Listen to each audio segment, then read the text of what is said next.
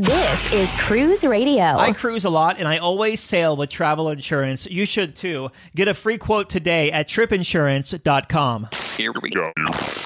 Broadcasting from the tripinsurance.com studios in Jacksonville, Florida, this is Cruise Radio. Hey, how's it going? My name is Doug Parker. Thank you so much for checking out this episode of Cruise Radio. Very happy to have you here, my friend.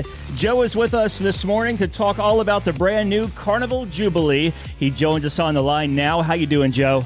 Doing great, Doug. Thanks for having me. Yeah, for sure. Can't wait to get a comprehensive review of this ship because I was on it, as you know, just for 2 or 3 nights, and there was no passengers on board. So I really couldn't experience like an authentic Carnival Jubilee sailing. So that's why we have you on here. So as we always do, we'll take a step back here and get some pre-cruise thoughts from you.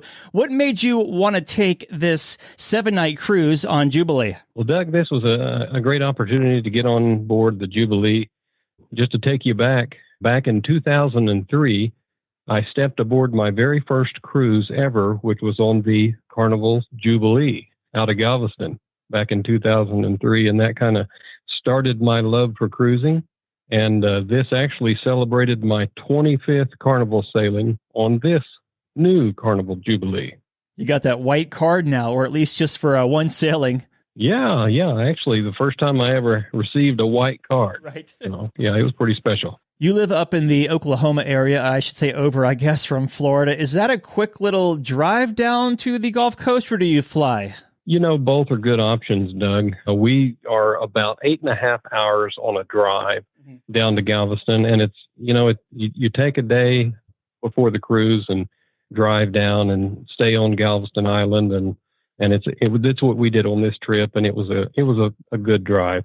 You go to embark at Carnival Jubilee out at Terminal 25 there. Now, have you been to this terminal before? Like last time you sailed Jubilee, was it out of T25 down there? And also the enhancements. Are the enhancements as good as, say, that new Carnival terminal in Port Miami for Celebration? Yes, Doug. In fact, it was the exact same terminal. Of course, it's been upgraded, remodeled, and refreshed 3 or 4 times since those days.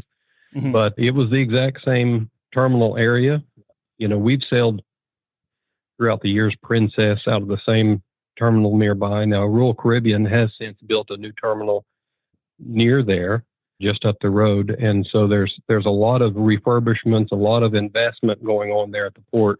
Has really brought it up to date, makes it a pretty streamlined process. And is it like the Carnival Celebration terminal in Miami with all these new enhancements? It is as far as passenger flow. I would say Miami may have it a little more streamlined just because it's a little newer facility. Mm-hmm. Now, Galveston, of course, it tends to bottleneck as you're entering into the pier complex itself. But once you get in, they've got the divided aisles and they move you through pretty quickly. I mean, it's a big line that's a herd of people trying to move through. And they've got the boarding times, set up nowadays to where if you show up on your boarding time, you get through reasonably quickly.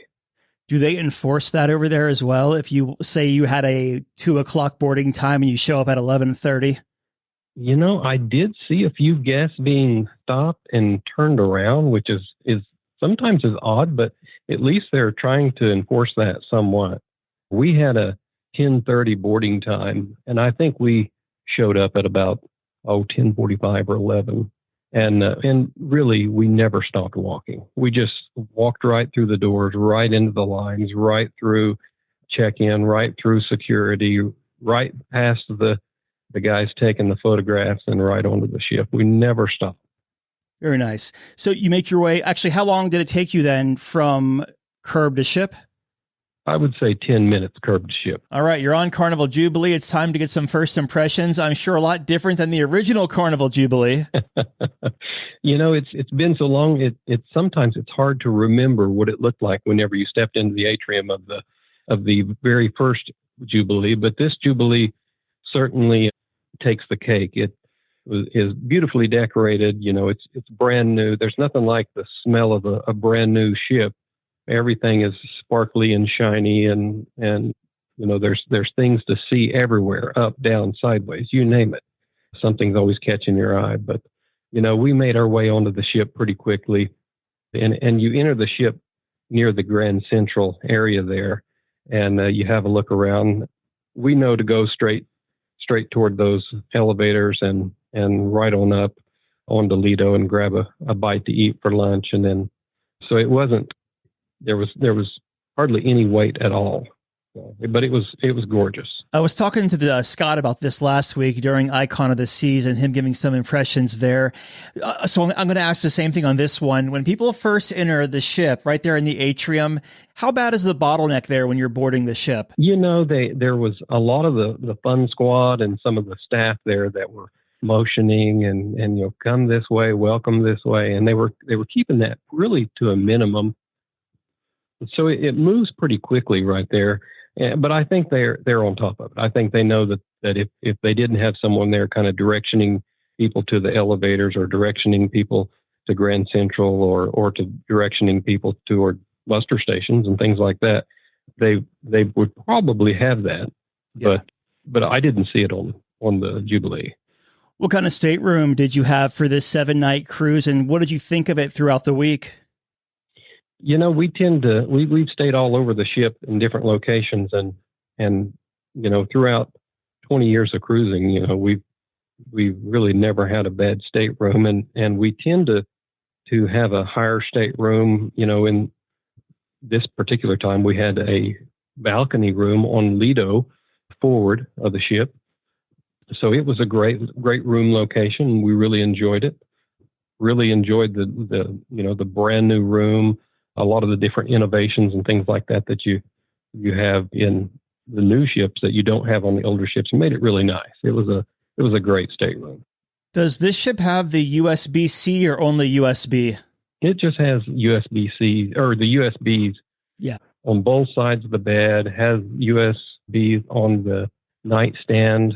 Plenty of places to plug in electronics. Gotcha. Okay. And as far as the balcony space, what did you think about the size? Is it a typical Carnival balcony? Yes, Doug. It's a standard Carnival balcony. The way the door operates is just a little unique compared to some of the older ones, but it's identical to the Celebration, and I'm assuming the Mardi Gras. It was great. It was perfect size. Had a couple chairs out there. We could just kick back and watch the world sail away. You mentioned the balcony door was a little bit different. Talk to us about that. Was it that child lock that was on there? I did notice the childproof setting on it was pretty unique, but just the way that, you have to pull the latch up and the door actually pushes away from the wall, makes it real easy to slide. And then once you slide it back into position and lower the latch back down, it really just makes a really great seal. You don't have to worry about any wind noise or anything like that. It was flawless, really. Being on Lido deck, did you have any noise issues? We didn't, and that's always a concern of mine. And I'm always looking whenever I'm looking at stateroom or trying to pick a stateroom. I always look to see what's above me, what's below me, what's around me. Just because once you get in your stateroom and settle in for the evening, you want a nice quiet room. And we had no issues at all. We were Lido forward. So there were staterooms above us, staterooms below us. And so it was a great location. Shifting gears and talking about dining, we'll start at the Lido Marketplace up there on the same deck that your cabin was. So how was the food there throughout the week, and what were your thoughts of the layout up there? It was great as far as a Lido goes. The Lidos, as Carnival has transitioned throughout the years in their ships, the Lido area has changed. And I would say on the new XL class ships, and the same goes with the Jubilee here, there's always seems like there was a decent offering there. It does seem scaled down if you remember maybe the Dream class ships or even the Vista and some of those had a really large Lido area, whereas it seems like to me the Celebration, the Jubilee, the Marketplace seems just a little bit different, a little smaller. The stations are kind of set up a little differently, and it was the food variety changed throughout the week. It was all, as far as quality wise, was really nice. They had dessert sections, they had salad sections, they had your main course type sections with your meats and things like that. They were good, and of course, Carnival Lido breakfast is always solid. on Carnival. You know what you're going to get. There was really no big surprises, but it does seem scaled back just a little bit as far as the marketplace itself. Yeah. Now that you say that, I'm thinking when you walk in there, it's definitely like there's not as many either islands like some of the ships have, or the buffet, I guess the lines in the buffet as far as like how long the space is definitely a lot smaller. Yeah, I think you're right on that. Yeah, I think that may be something they were probably looking at, was because in some of the older ships, the lines did get pretty long, and you don't see a lot of long lines, or at least I didn't see a lot of long lines on Jubilee. Yeah, no, certainly. Now, outside of the Lido marketplace, you have just a plethora of dining options. So let's go through those. As far as like out by the pool, you have the street eats. Upstairs is Guy's Burger, Blue Iguana, Seafood Shack. Like, hit me with them. Where'd you go? Where'd you go? And what'd you think of them? Yeah, so early in the morning for a change in breakfast, I would highly recommend the Blue Iguana. The Blue Iguana area there, where they have the fresh tacos, the fresh breakfast burritos in the morning, is always a solid choice. The street eats area, that's the ones that will kind of sneak up and get you, because you'll be walking down Lido and you look over there and you go, oh, well, that's different. That's pot stickers. I'd like to try one of those. And you just walk over and they hand you one, and you may not even be hungry, but you're definitely going to take advantage of some of the good eats there. So I would always highly recommend stopping by there and checking out to see what they have, because every day is different and it's delicious. Everything that we tried there in the street eats area was really good. Guy's Burger, what can you say? I try to limit myself as much as I can, because I know they're probably not the most healthiest thing in the world to eat, but I always try to, at least in a 7-day sailing, have one or maybe two of the old Guy's Burgers, and there's such a great thing. The one that I've walked away from, and there's always that one thing you're sitting at home once you've been home for a few weeks, and you look over and you say, I would really like to have it's got to be Shaq's Big Chicken. Mm-hmm. Those chicken sandwiches on the back of the ship, they're on the aft portion of Lido, are just out of this world. They are so good.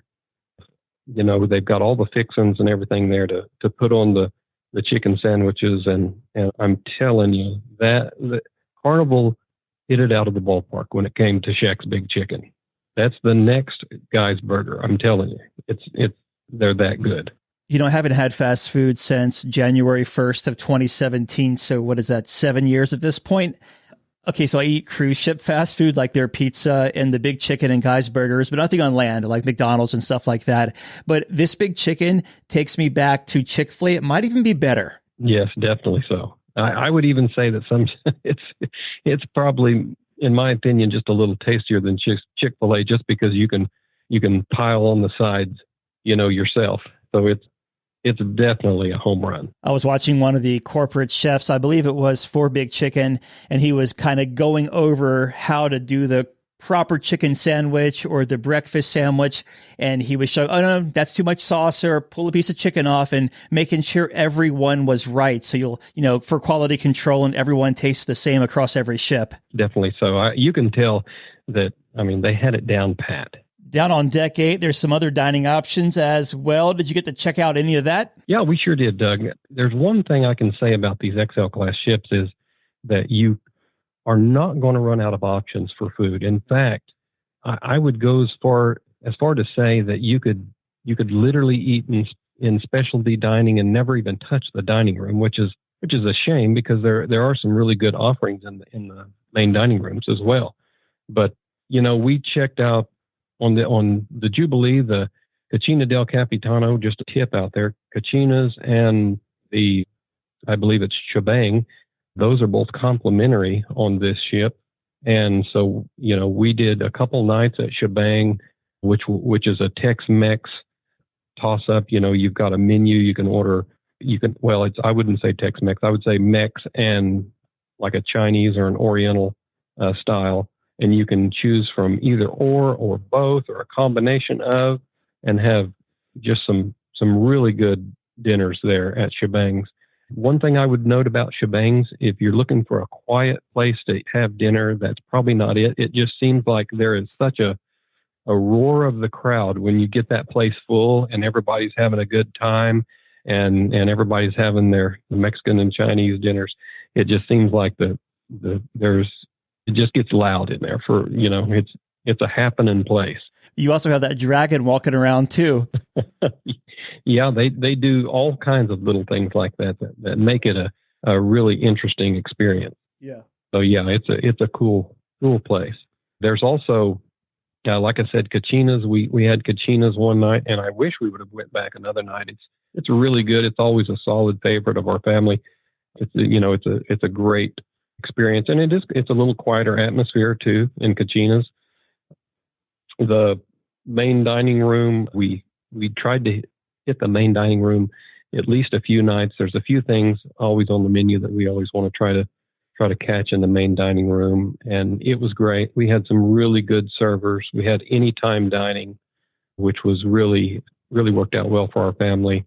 We utilized the app to set to make your dining reservations in all the different locations, and that made it very, very convenient to, you could be in the stateroom and decide, go to dinner, and then, start to get ready, get on the app, check the wait time on the app, and they, within 15 or 20 minutes, your table's ready. And by the time you walk down, they just walk you right in the restaurant. It works out really nice.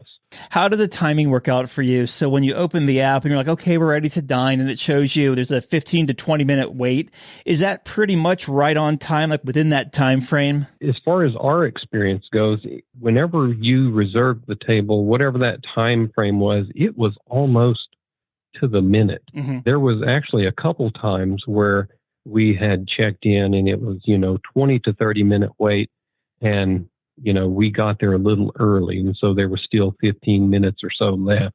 And it actually, we got in quicker. So it was actually just a little quicker than what they had put on the app. So, but they were, as soon as you were ready, you walked up there and the hostess asked you what table you were at, and then they whisked you away to your table, and it worked out flawlessly. Really. Carnival's really leaning into Texas with this ship. Did you get to try any of that barbecue chicken pizza over at the pizza place or the barbecue pulled pork sandwich at the deli? So we tried pizza one evening there because we sell as a family. My daughter was with us, and she's really likes their pepperoni pizza, which is, pretty much a staple. Mm-hmm. But I did try the barbecue pizza, and it was really good. Now, we just walked up and asked, for the pizza, and there wasn't much of a line, and it didn't take them long, and they had it ready for us. So you had the anytime dining, which was in the aft end or the back of the ship. So did you have any issues with service while you were in there, or were things pretty expedited and went out pretty fast for you? Yeah, Doug, it was, what you would expect from Carnival in the main dining room. The servers were great. Every time we got different servers. That's one thing about anytime dining is that you end up going to the dining room and you don't get that week-long conversation with your server, the same server every time, which I do miss that. Don't get me wrong, because I really enjoy getting to know the crew on board.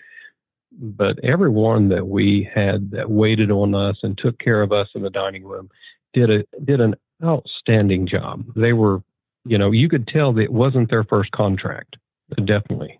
So they were, this was the third sailing of the Jubilee, and by the third sailing, they had everything down. There was not a lot of confusion.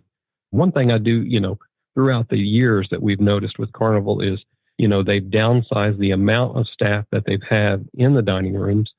And I think that plays to, there's so many different offerings around the ship as far as, all the specialty restaurants. And so people don't just all show up at the same time in the dining room and pack them out like they used to.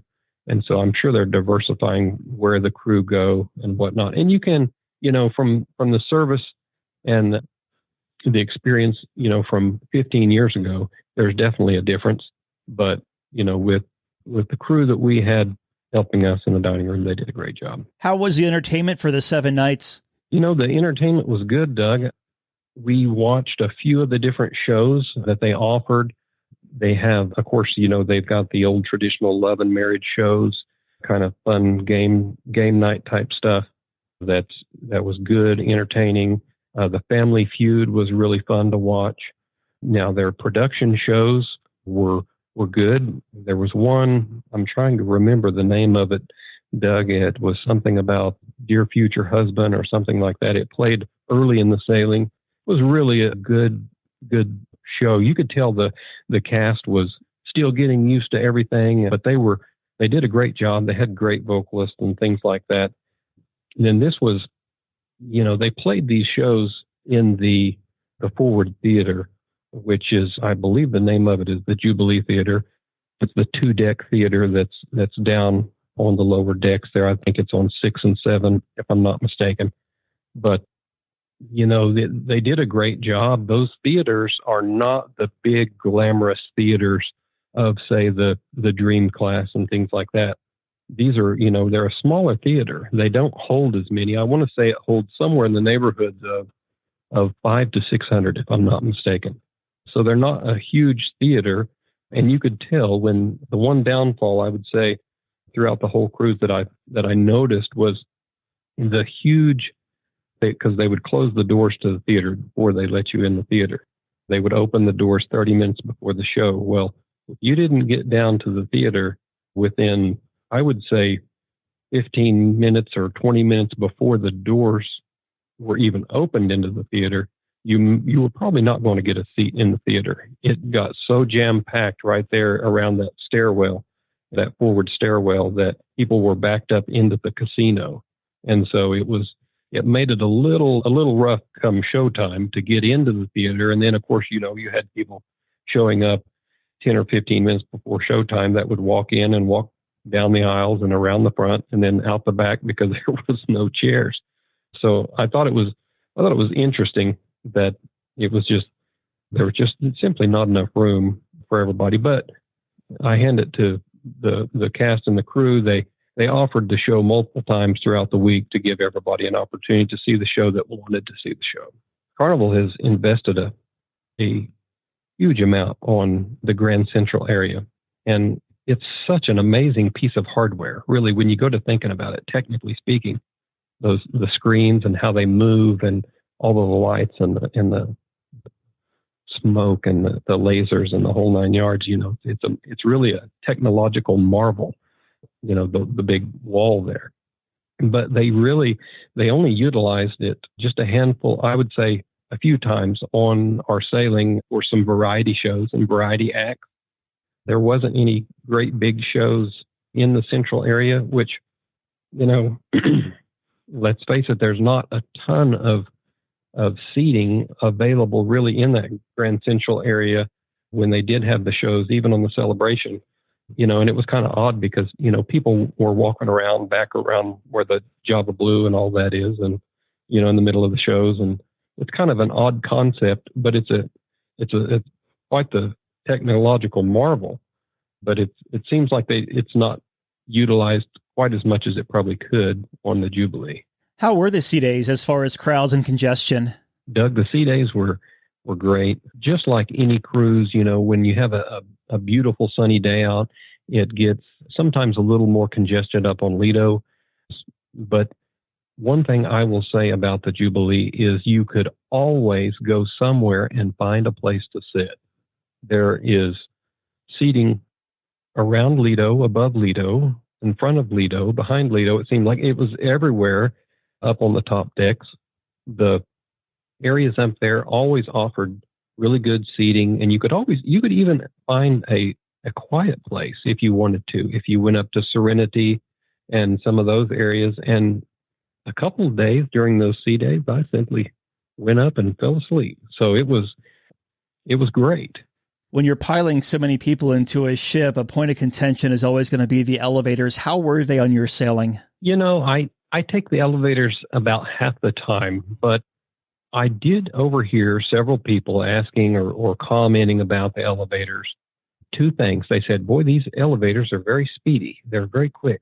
And then I've also heard people saying, boy, these elevators are a lot smaller than other elevators that we've been on. So there's, you're getting kind of the best of both worlds, I guess, with the elevators.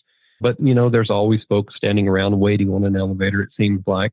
But the elevators move pretty quickly. Sometimes you have to wait, help somebody get on or off with one of the mobility scooters or something like that. But, it seemed like everybody on this ship were just happy to be on the cruise. So there wasn't a whole lot of complaining or anything.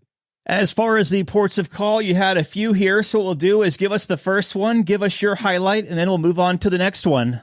Well, Doug, we started out, we had a couple sea days right off the bat, and then we went on to, first port of call was Mahogany Bay, Roatan, which we've been there a few times. That's Carnival has a really nice little beach area there to jump off, and they've got their little shopping village there. They've got zip lining and all sorts of water toys and a great little beach area there. They've even got the ski lift style lift that goes from one end to the other.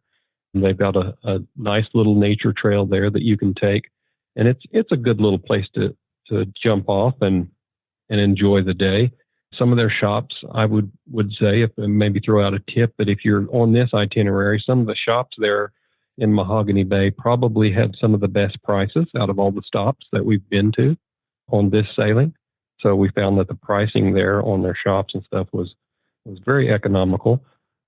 We always jump on the ski lift just because it's pretty inexpensive to do, and it's fun, and you can hop on, hop off. You can sit there and ride it around in circles as many times as you'd like. The beach is always nice there.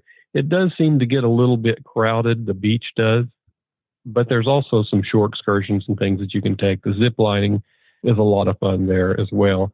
It offers a big, long drop on the zip line across a big moat, and it's really a lot of fun. So there's a lot of things to do there. We enjoyed the day spending time on the beach, taking a lot of pictures. I was able to get a few good shots of the Jubilee sitting there on the pier, which is nice.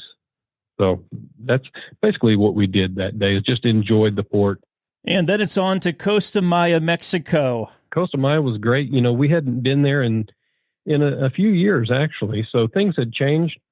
I remember the first time we went to Costa Maya years ago, Doug, literally there was no street. It was made of sand. It was kind of like a gravel road, for lack of better terms, with a few shops down it. And how things have changed.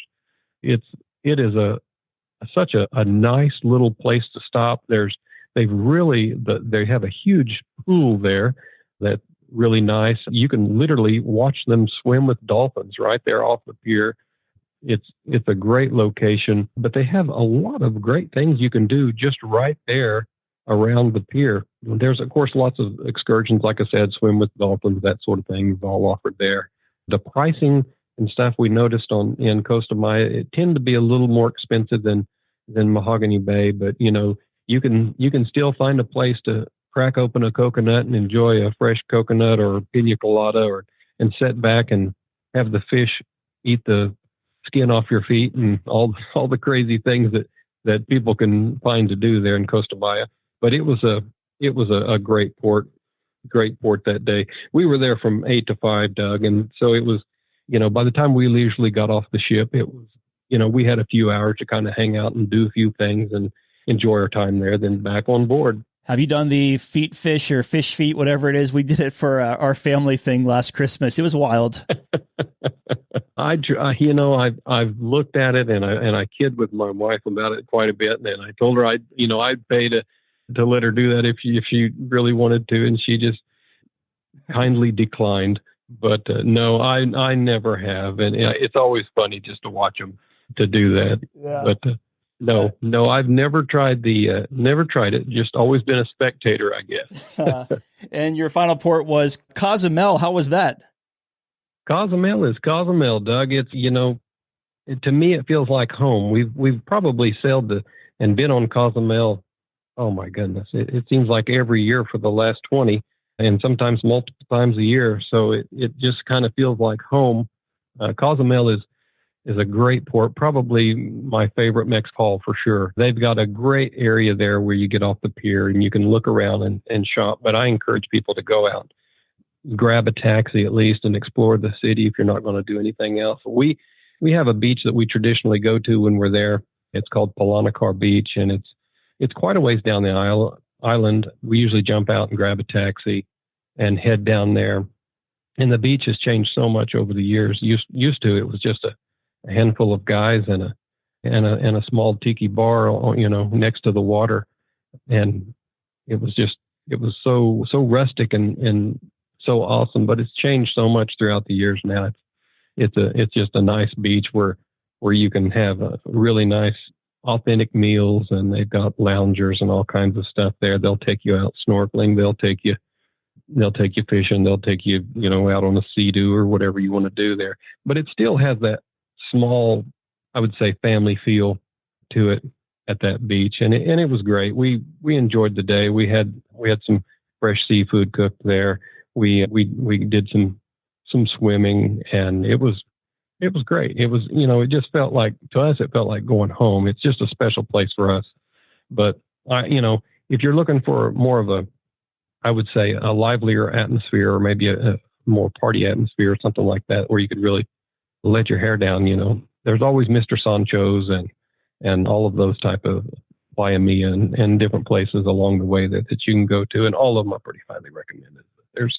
There is literally something for everyone in Cozumel, Mexico. So you can't go wrong with Cozumel. Yeah. So even the shopping in the downtown area, is really good. And, you can wheel and deal with some of the folks there in the downtown area, and it always makes it fun. It has been fascinating watching Cozumel change and evolve through the years. Yeah, definitely so, Doug. It's changed. It's changed remarkably. I can remember going back to Cozumel even after the hurricane, and literally the island was almost wiped clean.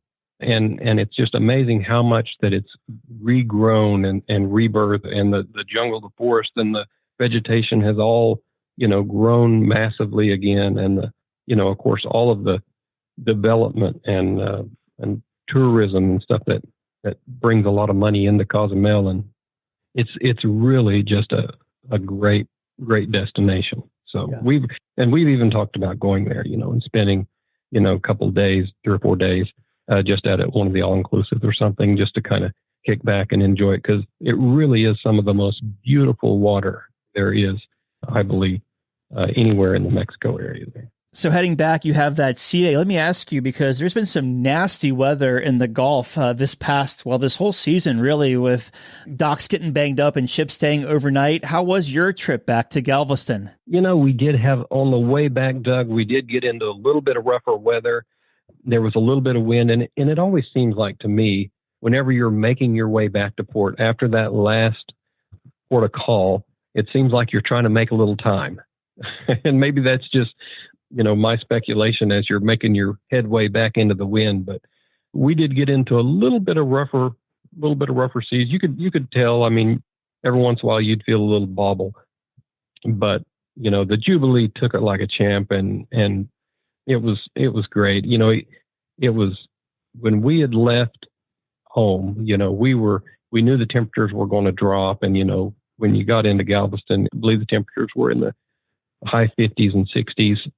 Once we got into Cozumel and some of that area, we were looking at the high 80s, almost 90 some days. Just beautiful, beautiful weather. But on that last day back, we could tell the temperature was definitely changing. It was starting to get into that low 60s, into the 50s. And, when we got back to Galveston, it was pretty much back to reality. The cold had set in, and by the time we had made it home, we were looking at almost single-digit temperatures. Yikes! How was the debark getting off of Jubilee?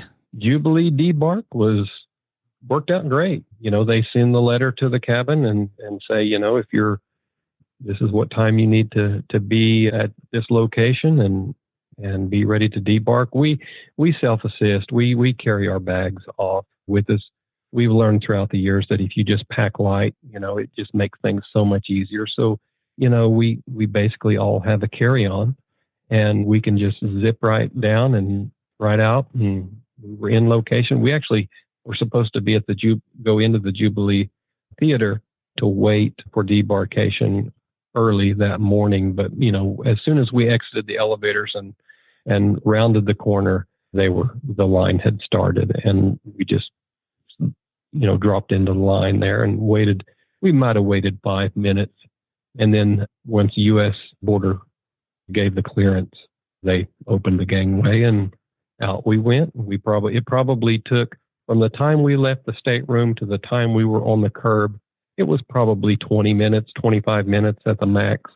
So it was really flawless. I forgot to ask you, for the Wi-Fi, did you have it at all? And if so, how were the speeds? Yes, we did get the internet, Doug, just to kind of keep track of things back home and a few different things and keep touch with everyone.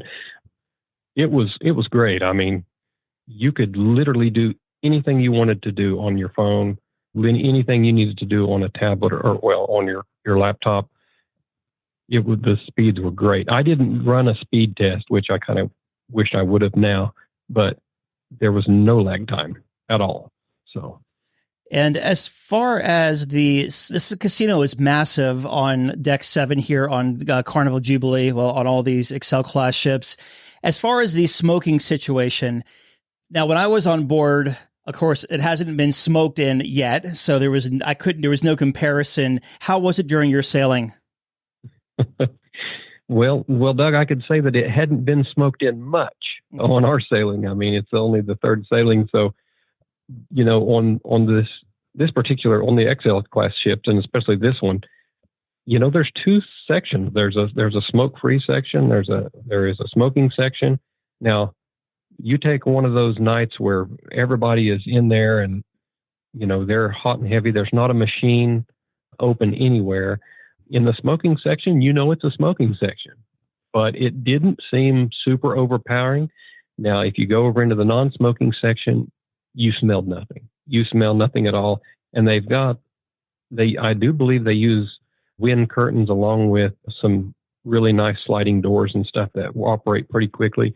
So those coming in and out of the casino area and the smoking side, it really, you didn't smell it walking up toward the casino before you got into that area or around that area.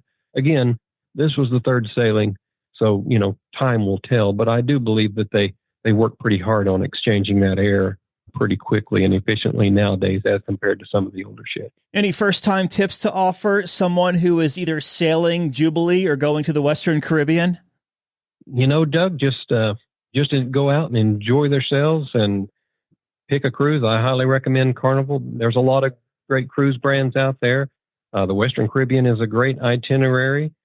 Show up with an open mind and just relax. You're on vacation. No need to worry once you get on board, and just enjoy yourself. I mean, it's a cruise, Doug. I've been on a lot of them, and still to date, I've never been on a bad one. I hear you. Looking back, what was the biggest highlight of this cruise for y'all? Doug, it was just time to relax, unplug away from everything back home and just relax and enjoy time together and, squeeze the lemon, they say, get the most out of the day every day and, just enjoy being there, being close to the sea, smelling the air and just enjoying that time away. 100%, man. I love what you said there. We're not promised tomorrow. All right, your final thoughts of Carnival Jubilee. It's been a long time since I was on the Jubilee, and this Jubilee does not disappoint. So I highly recommend it to anybody.